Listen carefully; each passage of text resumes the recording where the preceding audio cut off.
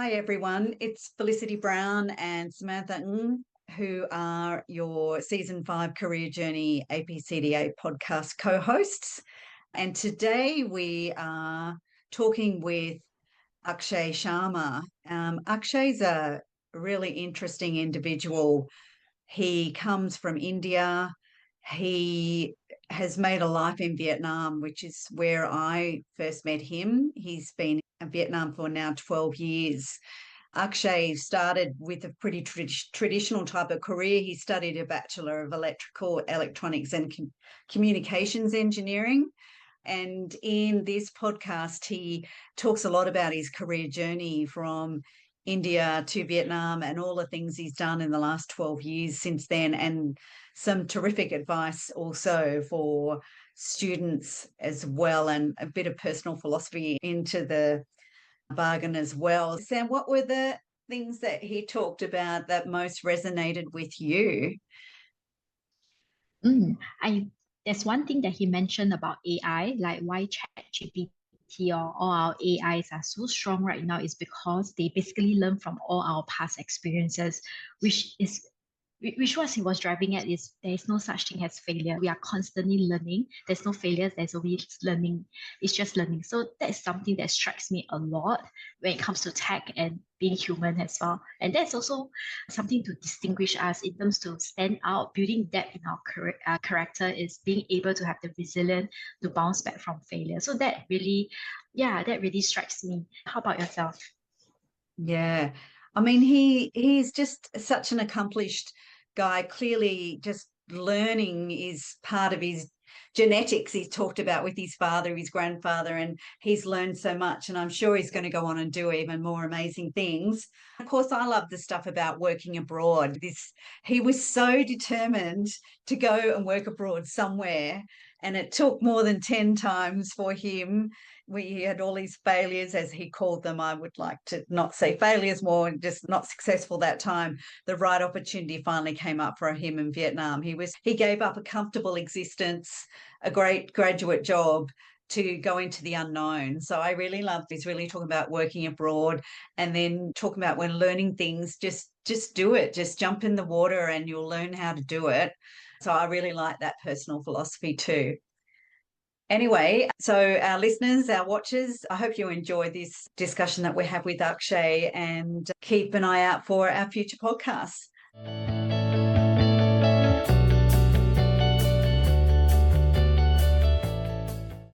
So, Akshay, we're really interested in who you are as a person deep down. What fascinates you? What drives you?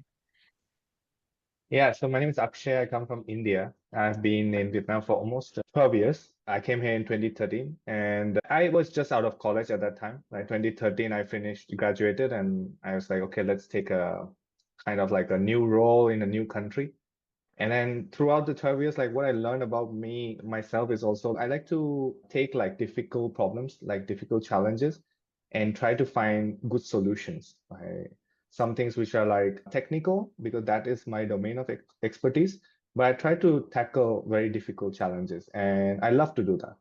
And then over time, doing several ventures and startups, I realized that I'm also someone who is like a free spirit. I would love to help more people because I know that I only have less time.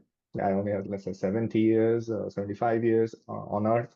And I would like to take more challenges, like more domains I would like to experience and I would like to give my support to.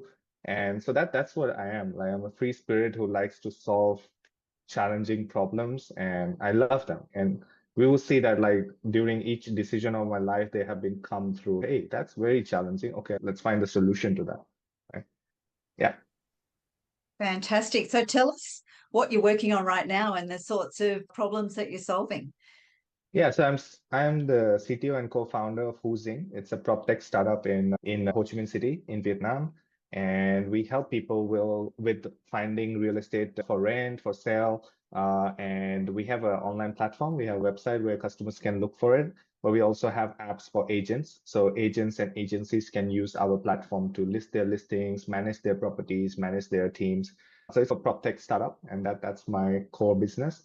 I also do a little bit of machine learning and AI consultancy and software development for some companies. So if someone is like requesting, hey, can you tell me a little bit more? How should I implement AI into my daily job or into my company, into my product? I will consult, and in case they want to develop it, I will support them with that development as well. So those Interesting. are things. Yeah.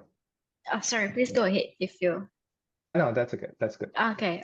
Now I'm really curious, like, how do you get started in Vietnam? Because previously you were fresh out from college from India, Yeah. and why Vietnam? How do you get there?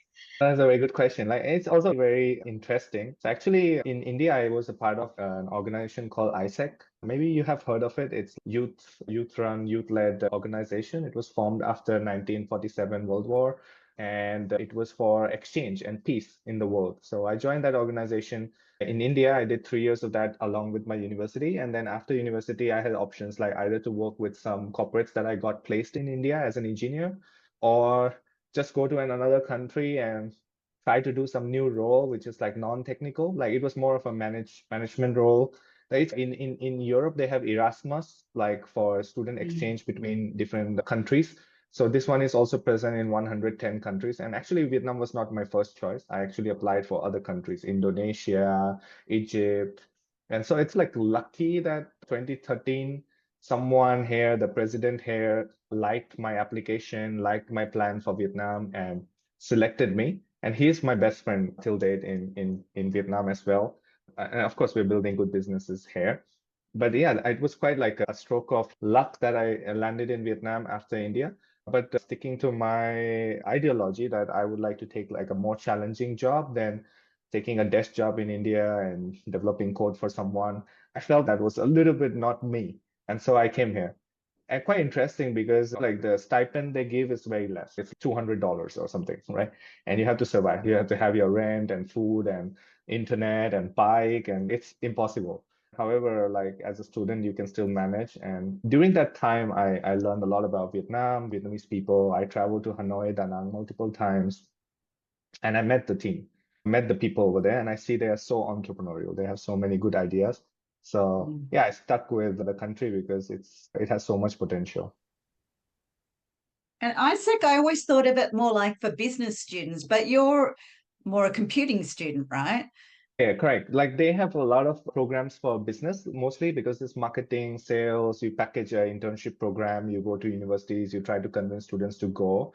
So I actually learned a lot about business from ISEC because I don't have a business major. I don't have an MBA, but I learned about practical packaging of internship product. And what I believed was like, if I can convince like a father to send his daughter to Kenya for internship, actually I can sell anything in the world, because that is the most difficult thing. You are convincing the most like precious thing in their life to send to a place where they should have some security or support, right? So for me, if I could do that, I felt that it's easy to sell, and it's easy to for me, and also to package and to market a good adventure. Also, I learned a lot about developing skills when you are doing an internship, because like when you are pushed into a new country, like when I came to Vietnam, you don't know the language, you don't know the culture, you don't know anything, right? So you're cut off. Like you have this security that, oh, I have my friends, I have my family, I have money, I have language, I have food, I love my food. All of these are like cut off from you, right? So you are alone. And so now, whatever mistakes you make, it's your mistakes, and you need to handle yourself. You need to learn how to stand up again, and you need to learn how to move. And I think that is the most powerful thing I learned from myself, doing it myself and sending people abroad also. Yeah. Yeah. And then you finished that internship, and then did you just stay on, or did you head back to India for a while? Yeah, so after that, I got some opportunities. So I worked with as an evangelist for Intel's program. So Intel had like many electronic boards. They are like Arduino boards, make anything board, like it's a maker board, and you can make smart houses, smart cars, and many projects like that. So electronics and software is involved, which was my interest. And then I also had to be an evangelist for it. So business was involved. So partnering with Microsoft, Uber, and other companies to advocate this kind of STEM and smart projects in Vietnam. So I landed up in something that I love, right? It was like electronics, software plus business.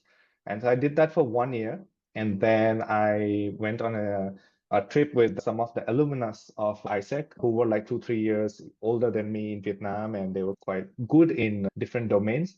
And so one of them was my co-founder who was in real estate, and he was like a real estate agent and he was doing very good stuff. And he was telling me about problems. Like he was telling, hey, actually, like foreigners come to Vietnam, it's so difficult for them to find good places because no real information and everything is fake. And they even sometimes get cheated because like they go, they deposit the money, the next day the landlord is gone, the agent is gone.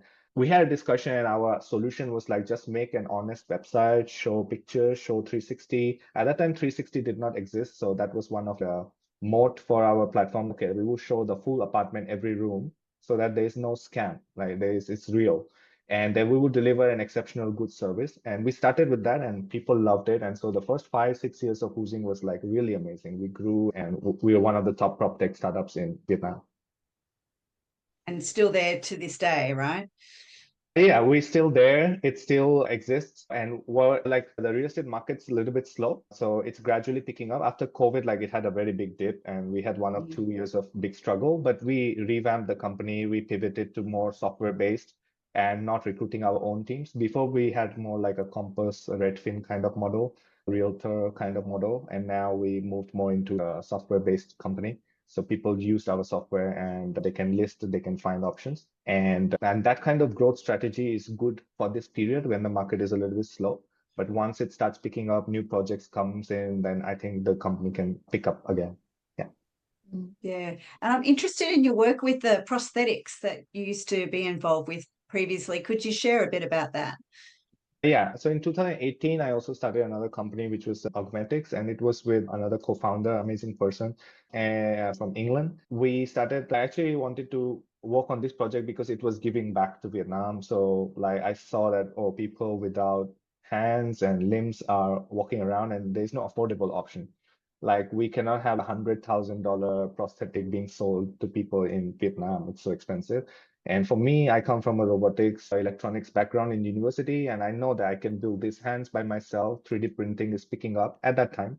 3D printers are more commercially available, and we can actually build it. We can print it and design it, and electronics and software, I can build it. So I started as a side project, but within 2 years, it grew up, and we built the electronics team and the software team, mechanical team, manufacturing, and we built 9 prototypes and we experimented with some of the initial customers and they gave feedback, and then we built a lightweight good modular prosthetic and people loved it, and we could bring down the cost. Like we could bring it until $2,000 and it's a fully modular robotic arm, right? Like it's not fake, it's not cosmetic, and people can actually do work with it. And so that was the very passion project. I loved it. But during 2020, I had to like focus on one thing because both the companies were growing quickly. So the passion project became into a very big project. It became a company. And so I took a kind of a sabbatical and the team continued and they are still doing very good. I still advise them. I still support them with some machine learning and AI and how to make the sensors better. And that Vulcan is right now in like more than 13 countries. They are providing robotic arms to like all the countries in the world, especially the war-ridden countries. They have so many people who are suffering. And so we provide affordable prosthetics to everyone. And yeah, quite proud. Every day I see a story of some mom holding a kid's hand again, or some husband being able to hold his wife's hand again. I think it's quite motivating for me.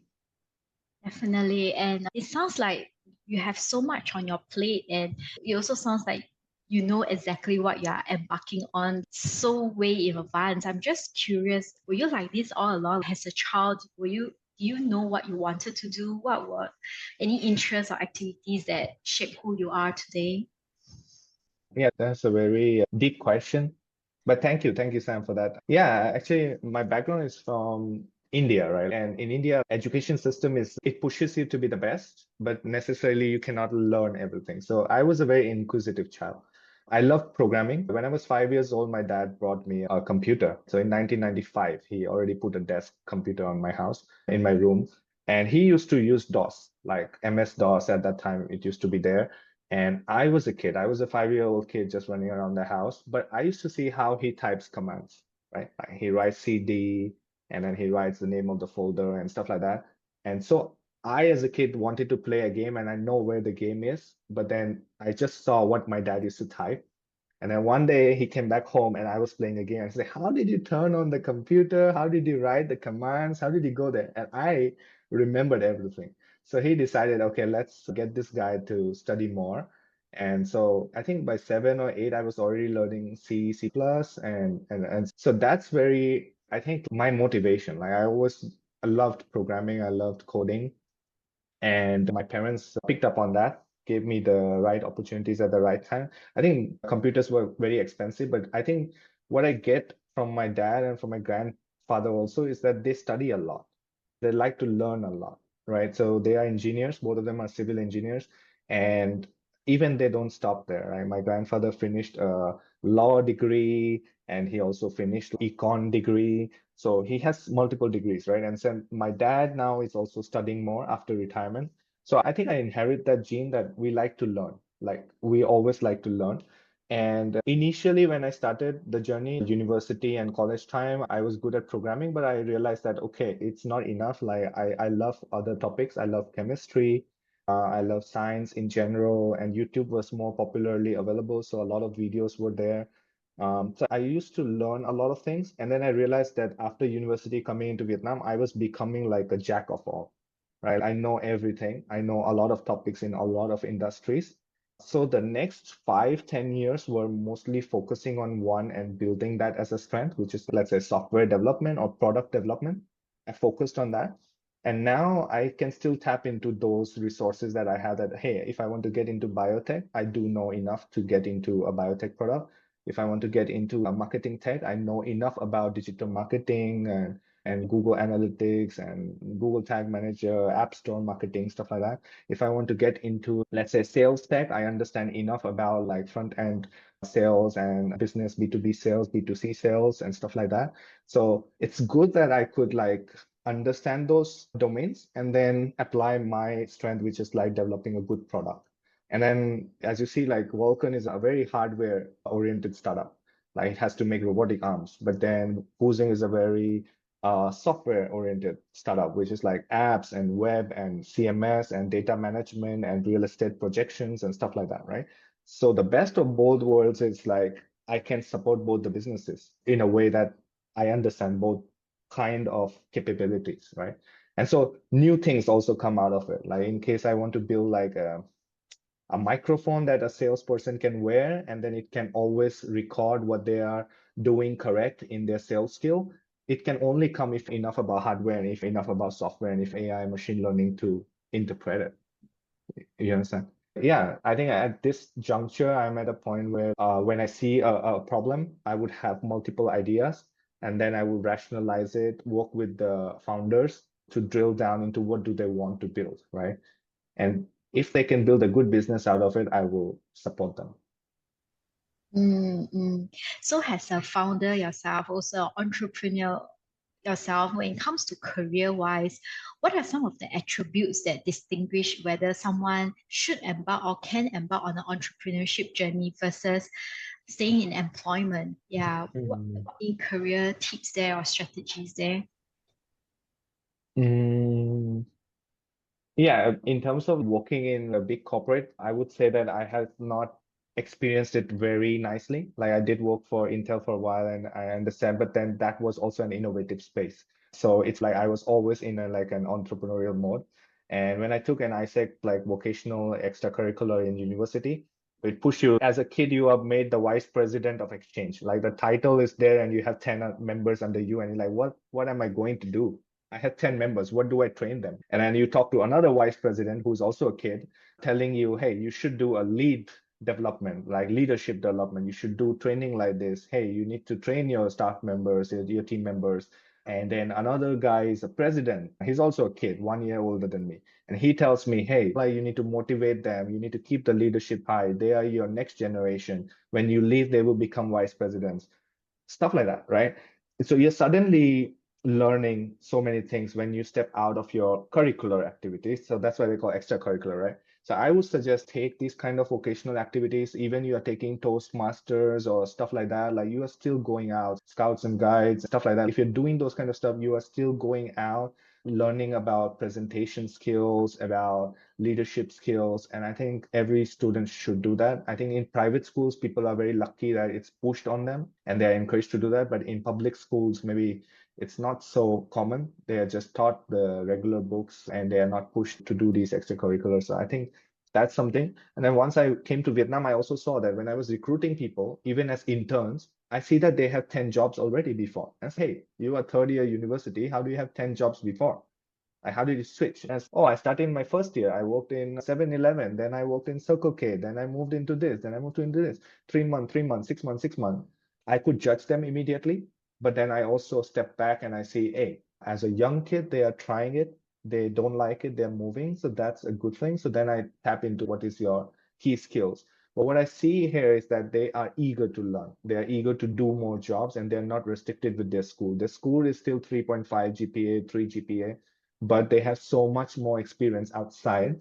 So I would prefer them over like candidates who have done 4 but have no understanding about what is the real world like, what is a manager, what does things feel like in real life, right? So my advice would be during university time, if you can do extracurriculars, if you want to do a job, please do it, gain that experience, because that builds confidence, that builds, I would call that builds your depth in your character, right? Or else you are mostly surface. And with this all chat GPT and stuff, people can prepare the answers and just speak it. It's all surface, like there's no depth to their character anymore.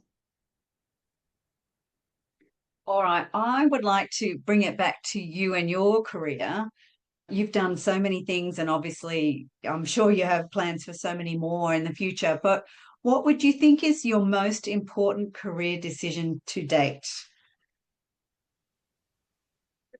Career decision, I think the biggest will be coming to Vietnam. I think so, because I was placed in Wipro, TCS, like big companies in India, and I got an offer letter. And at that time, it was good money. It was decent money. Moved to another city and do programming, coding, which parents are happy. Oh, I have a software engineer. I have an electronics engineer. India is very happy. Everyone's happy if they're engineer, right? But I chose to come to Vietnam, which was like my parents had to research like what is this country at that time. Like Vietnam now is very popular destination in India and all over the world for tourism and people know. But at that time, people like, oh, do they still have war? Where is this country? Is it part of near China or something like that? No understanding of geographical or historical relevance of the country. And so for them to let me go was like, okay, are you sure? When will you come back? 1 year you will come back? Okay, then you just go, like something like that. But for me, it was like a big thing. Okay, leave all those jobs and secure stuff, stay with the family and come here. So I think biggest career decision was that. And fortunately or unfortunately, I'm still here. Right. It's already 12 years. I recently got married to a Vietnamese, so I have 10 more years, Congratulations. at least 10 more years of life building here. Thank you very much. Yeah, so I think biggest career as well as life decision. I think this is the most I have lived in any city, like even compared to India, because my dad had a transferable job, so I always stayed 5 years, but I'm here for 12 years. But also, I think understanding business acumen, starting a startup, running it for 10 years is also a very big career decision. What I learned is commitment. What I learned is like I am a person who will give my all and I will be committed to that all. And there were many instances like COVID was there, economic issues were there in the company and in the economy also. But we held it through and we built something good, something relevant that people love, people cherish. And I think that's one of the biggest decisions of my life to also pursue with Housing and starting that company and building it. It also gave me the confidence, like earning for yourself is easy, but earning for like 100 other people and giving their families a source of income is difficult to maintain that. And so once I did that, I felt more happier. You just mentioned about when you got the ISEC internship in Vietnam and you had a good job in software engineering in India and Yeah. you gave it up for this internship. Like, what was it about that opportunity that meant you left a pretty comfortable life? The son probably your parents were expecting to grow, and then you did make that complete change. What was it about that opportunity that made you decide that was the way you were going to go with it? Yeah. I think that the decision was coming from being in something unknown. Like one of the life philosophies I actually have is, in case we know, if we want to learn something, if we want to learn, or let's say if you want to learn swimming, right? You could read a book for 6 months or 1 year, but maybe you might still not be able to swim properly. The second option is you can ask someone, hire someone, and tell them, hey, can you come and swim with me and teach me? Maybe I will learn it in 2, 3 weeks. Actually, I learned it last year. So 2, 3 weeks. But for me, I feel that the third case, where you jump into the swimming pool, not as a kid, as a grown up, and you will figure it out, and you will start swimming in the first session itself. So for me, if I wanted to learn something new, I would just jump into it, and then I will figure it out. And I think that is the life philosophy I do have. And I think if someone would like to learn something from this, try this. Go and just do it. Don't worry too much. The worst case is you will come back, right? You will come Yeah. back and you will do it, right? And you have your skill sets, right? Like I realized that from Isaac on other things, like I'm very good at teaching. I'm very good at facilitating. So if I had to do like teaching or coaching and stuff, facilitating, I might earn, I think, better money than when I started in another company, right?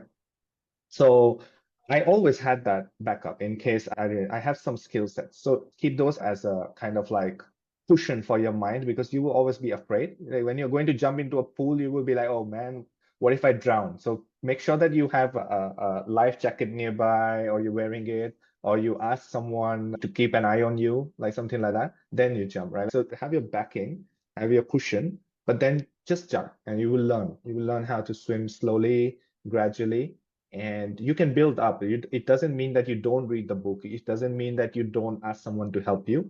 But that excuse that, oh, I should do this all before I do this, I don't think that makes any progress in life. Like it's too slow. And so many variables in life. Like when we are growing, like 33, I'm now 33. And when you are growing, like you realize, oh, life will not be, it's not permanent, right? And there's so many factors. Health is there, parents are there, stuff is there, like, and nothing is permanent. So we should be able to maximize our 50 years or 70 years on earth as much as possible. And so wasting time to think about like, when will I learn? When will I make this decision? Is it okay or not? I think it doesn't. When you're early, 20 to 30, just experiment as much as you can. I think so. I managed to catch you mentioning this 2 times to 3 times in our short conversation. You mentioned that life is really short. Yeah. And I believe that is what gives you the drive to keep going, or hustling, if you call it. But I'm just wondering, how did that come about, that realization that life is short, our time here is not permanent, and we have to do something meaningful? Yeah, is there an incident that happened that makes you shook you up? That's a very, yeah, it taps into something very personal recently. But yeah, like this is very like a small, maybe it sounds like a small thing, but we just got married, me and my wife, and we had a dog, and one day it just had an accident. Like some dog just came and bit it, and it died on the same day. And we buried it, like burned the dog and cremated. Everything is done in 5 hours. And so something that started in the morning as a very happy incident, hey, let's take the dog for a walk, like needs to pee, poop. It's very normal. And then 7 hours later, it's a completely 180, right? And that kind of grief, it shook me a little bit.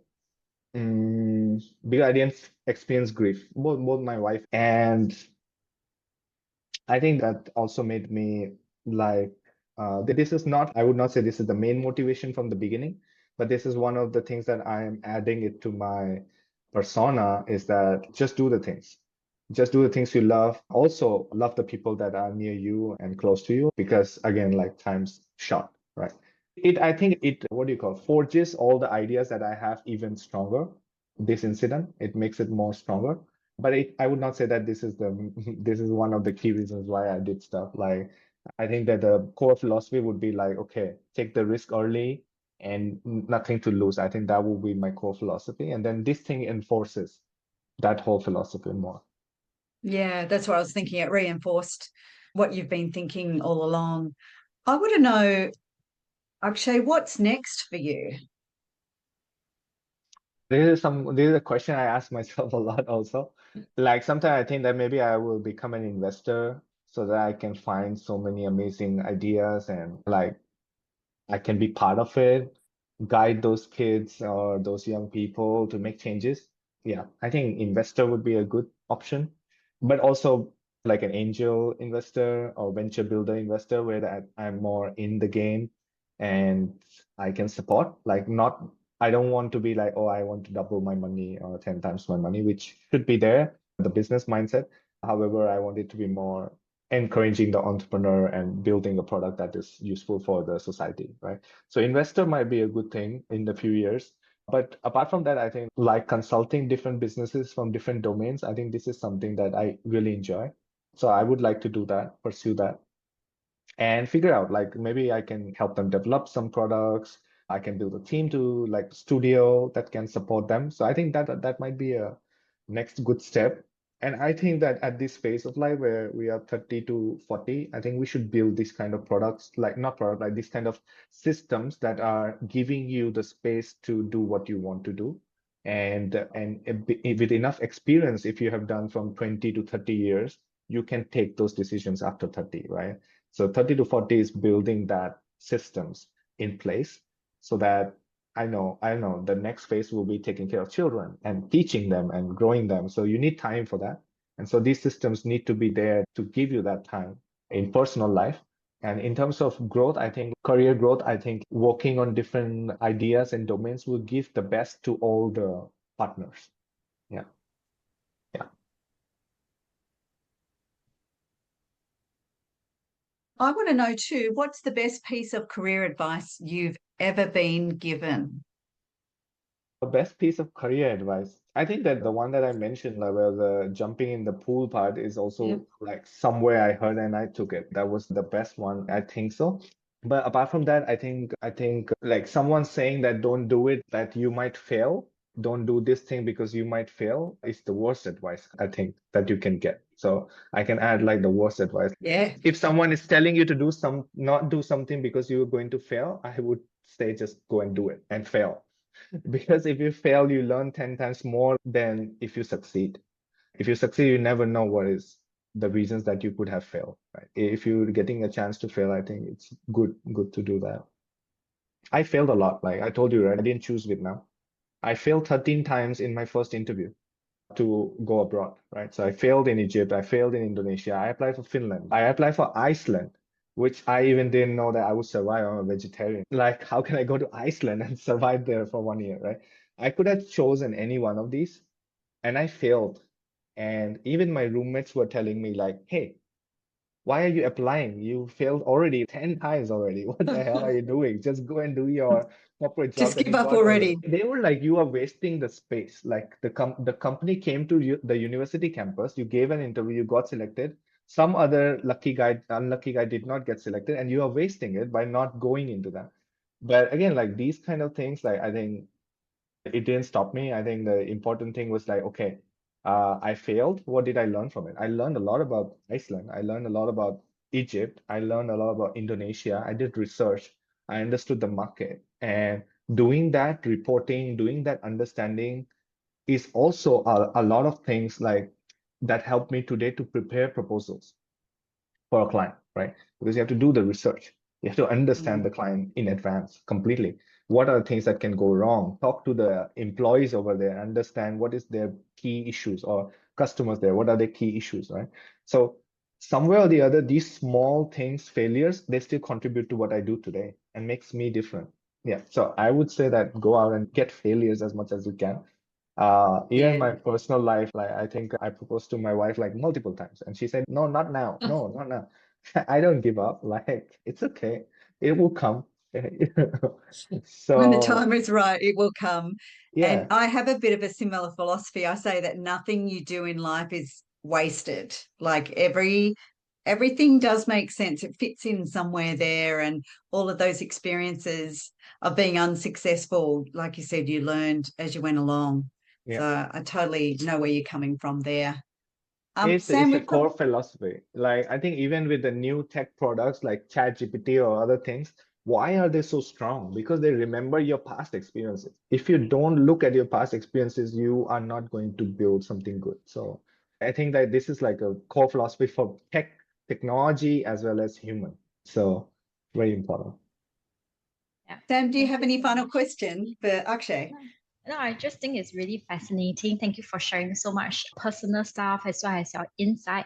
But I guess one last question before we wrap it up is what inspires you? Because in your journey, you will meet a lot of rejection and you are constantly problem solving, right? And what do you do? Who do you turn to, or what do you turn to for inspiration?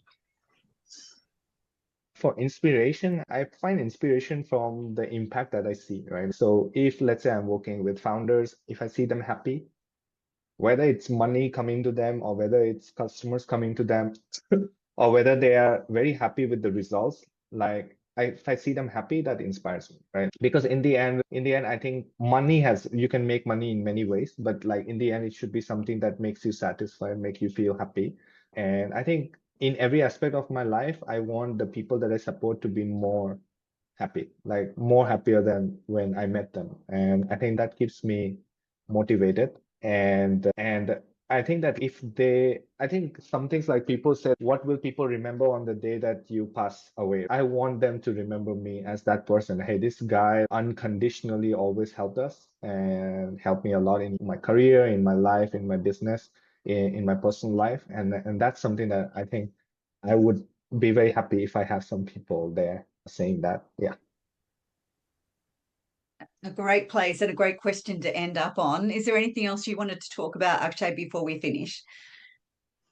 Yeah, I would just add that like people who are early in their career, they should not worry about like too much what will happen or whether they have made the decision or not in their life. I see a lot of people like students lost, like they don't know. They just chose business because parents told them to or relatives told them to, so they don't like it that much. It's okay. Just study, finish a graduation. I think graduation teaches you to be complacent, to be disciplined, to be able to make a plan and pursue it and then win it, right? Like when you graduate, you won because you were persistent and you were consistent. So finish your graduation, whatever the reason.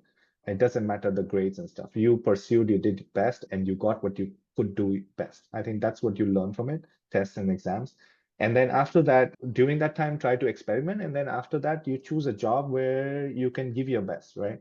If you're doing good, people will appreciate it. If you are not cheating, if you're not like cutting corners, people would really appreciate it. And then don't give an opportunity to learn, right? If someone is teaching you, like whenever someone teaches me something, I am like greedy.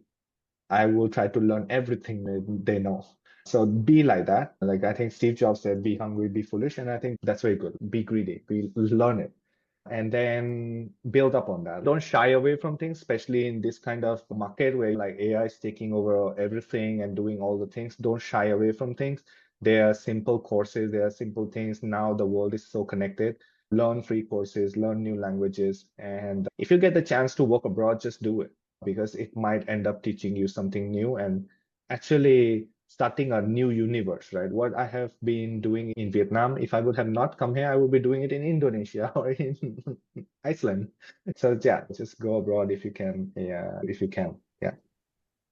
Thank you so much for your time today. We really enjoyed hearing all your personal philosophies and some great advice there, particularly for current students about the mindset around embarking on careers. Sam, did you have a last word to say? I would have to say thank you so much. It's been a very privileged session for me to listen to whatever that you have shared. I am also being very greedy. I hope that I can learn from you as long as I can, but I'm well aware of time and I appreciate you dedicating the 1 hour for us. And I hope we stay in touch. Yeah, Yeah. perhaps in the Sure. future we could any form of collaborations, right? Yeah. Sure. Cool. Nice to talk to you, Thanks for your Felicity. Thank time. you, Nice to Sam. talk to you. Thank you. Yeah. Have a good Thank day. you so Bye-bye. much. Good luck with You the too. future.